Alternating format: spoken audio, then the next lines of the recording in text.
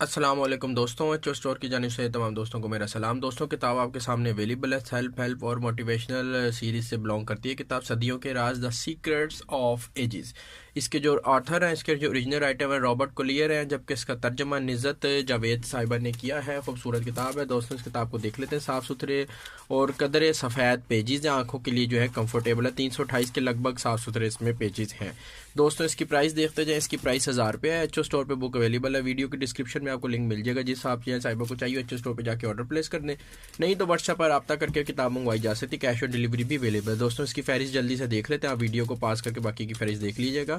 آپ کے ذہن کر دے اور دنیا کی سب سے بڑی دریافت، خواہش کامیابی کا پہلا قانون، الادین کمپنی، ذہنی تصور کو عملی جامہ پہنائیں، 3 لازمی عناصر، بیسیکلی بری ساحرہ بدقسمتی، غیر مختص عوام الناس، بیسیکلی سیلف ہیلپ اور موٹیویشن سے بلانگ کرتی ہے کتاب۔ اچھی کتاب ہے، ایچو اسٹور پہ اویلیبل، آرڈر کریں۔ Thank you G.